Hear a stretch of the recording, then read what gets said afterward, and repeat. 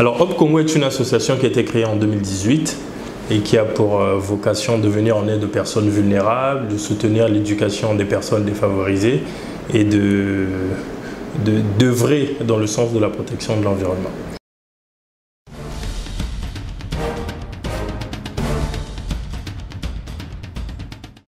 L'association Hop Congo est née d'un souci, celui de venir en aide, comme je l'ai dit, aux populations en difficulté.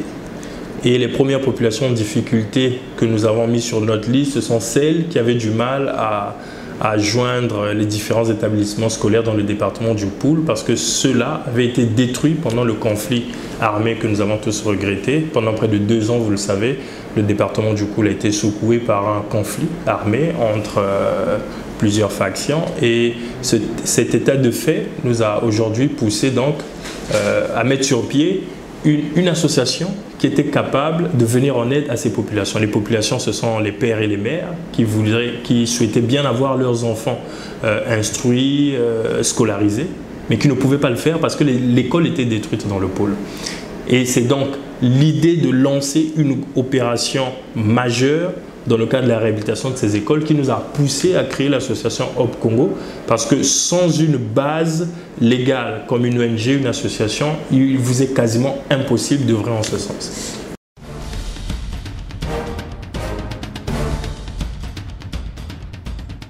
Non, il n'y a pas de préférence pour le Poul. L'association Hop Congo est une association nationale.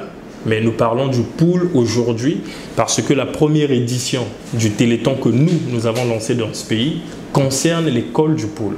C'est la seule école, quand je dis école, c'est de façon générale, c'est la seule école au Congo qui a connu la guerre, qui a connu les affres de la guerre, qui a été détruite après le passage du conflit armé. Il n'y a pas un autre département qui a connu le même problème. Et donc la première édition a été dédiée au département du Poul, la réhabilitation des infrastructures scolaires. Nous sommes donc dans le sujet, nous ne sommes pas hors sujet.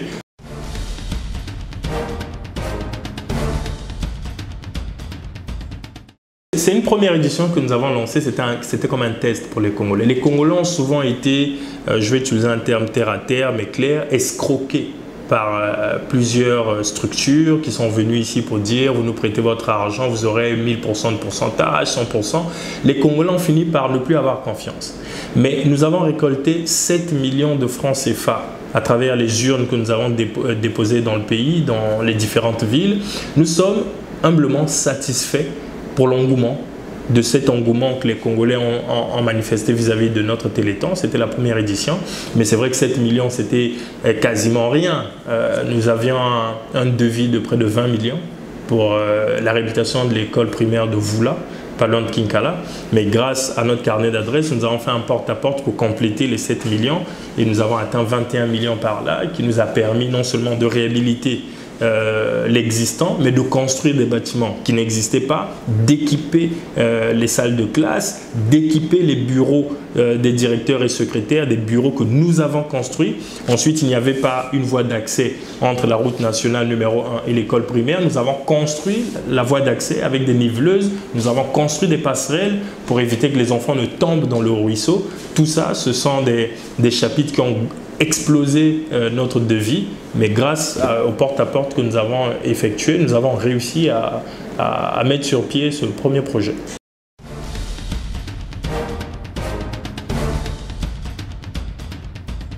Bon, déjà, la vérité, c'est que quand nous avons lancé le Téléthon, comme on dit, il y avait peu d'appelés, mais peu d'élus. Nous étions nombreux au départ, les gens se sont rendus compte que nous voudrions réellement aller vers le social, rendre service aux populations. Nombreux ont abandonné, mais avec ceux qui sont autour de moi, nous sommes en train d'œuvrer. C'est un plaisir, vous savez.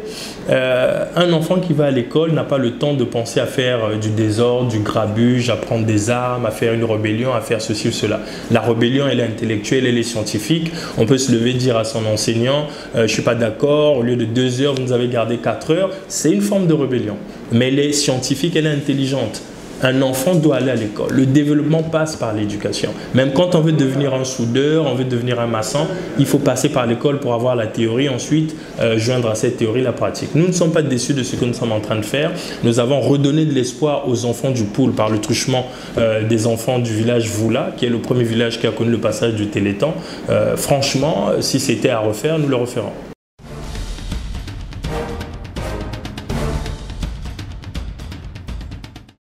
Pour l'éducation, pour revenir déjà à cela, pendant longtemps, le Congo a été l'un des premiers pays alphabétisés d'Afrique francophone.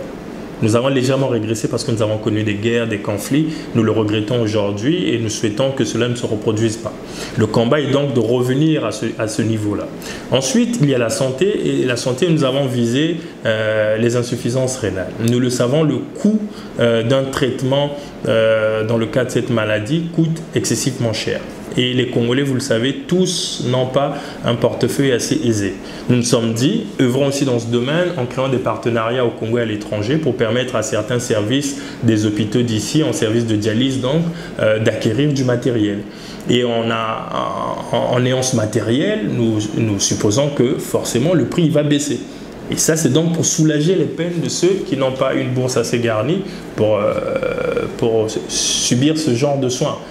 Et nous avons aussi l'environnement. L'environnement, c'est clair que ce n'est pas seulement toute la planète, mais à côté de chez soi, quand on a assaini, on n'a pas de mauvaise odeur, on a plaisir à se balader dans les rues, à s'asseoir à sa véranda. Donc tout ça, ça rentre dans le cadre de l'amélioration des conditions de vie des Congolais.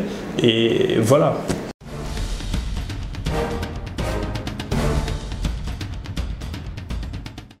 Il y a beaucoup de difficultés. Les difficultés sont financières. Aujourd'hui, pour mener des travaux, il faut avoir de l'argent. Moi, je vous dirais que mon compte, il en a pris un gros coup parce que quand vous avez une initiative, vous devez vous-même en être l'exemple. Il faut parer à toute éventualité. Si un partenaire vous lâche, vous devez être capable vous-même de remplacer. Mais vous savez que les ONG, les associations ne sont pas riches. Nous allons souvent vers ceux qui ont des moyens pour nous soutenir. Voula a réussi parce que beaucoup de gens ont accepté de nous accompagner. Et pour Soumouna, c'est pareil. Mais pour Soumouna, avec la donne actuelle, il y a des hauts et des bas. Il y en a qui vous disent, je vais vous apporter du ciment. Après, ou c'est un retard, ou vous avez du mal à joindre la personne. Vous savez, œuvrer dans le social, c'est pas si facile que ça. Faire l'action humanitaire, où vous êtes riche comme Bill Gates ou Dangote, ou vous ne l'êtes pas et vous ne le faites pas. Nous ne sommes pas riches, mais nous avons osé faire l'humanitaire. Je vous avoue que ce n'est pas facile, mais ce n'est pas impossible. Alors, nous croyons en ce projet, nous allons réussir.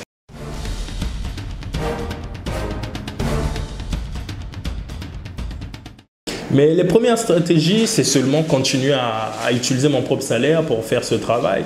Ça nous fait plaisir de venir en aide aux populations. Nous n'allons pas nous arrêter là. Si tous les partenaires nous disent non aujourd'hui, nous n'allons pas nous arrêter, quitte à faire 100 ans pour réhabiliter une école, mais nous irons jusqu'à son inauguration.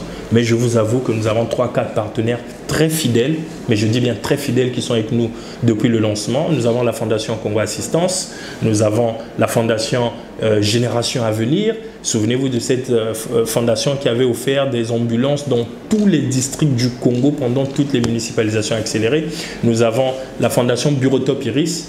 Grâce à cette fondation, les écoles de Voula, les salles de classe de Voula ont des bureaux et des chaises pour les enseignants. Le bloc administratif a des bureaux et des chaises comme ici, là où nous nous trouvons, des bureaux très modernes qui permettent aux enseignants et aux responsables administratifs de bien faire leur travail. Et voilà, nous avons ensuite d'autres ONG qui nous accompagnent, qui nous conseillent. Voilà.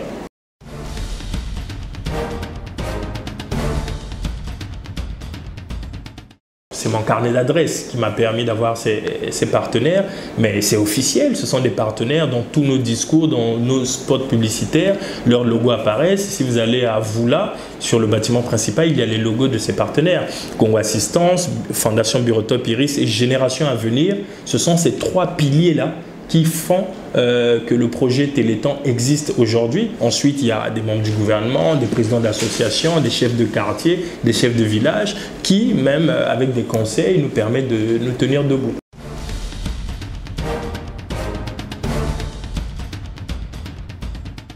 Il y a un apport financier et matériel. La Fondation Congo Assistance, merci de me poser la question, pour Soumouna, notre deuxième chantier, la Fondation Congo Assistance vient de nous offrir 100 tables-bancs. 100 tables-bancs dans les menuiseries modernes.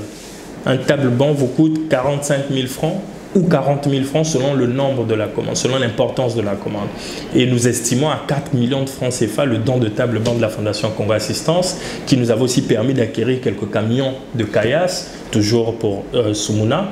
Et nous avons la fondation Génération à venir, mais qui est de bout en bout. Depuis Voula, vous avez les cérémonies que nous avons organisées, les voyages que nous avons organisés, l'achat de matériaux, la main-d'œuvre des ouvriers et le bureau Top Iris qui vient encore de nous accompagner à Voula pour la rentrée scolaire. Ce sont des partenariats sûrs et techniques qui nous apportent et des financements et du matériel.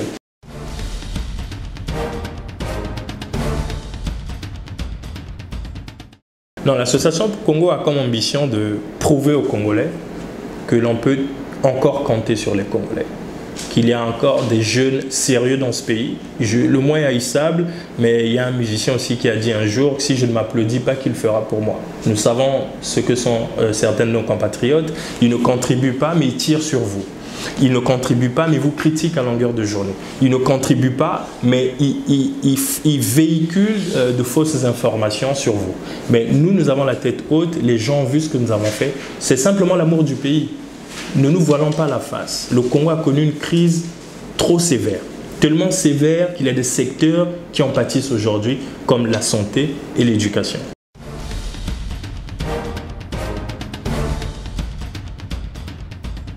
Surtout pour ceux qui souhaiteraient nous accompagner, l'association Hope Congo est disponible.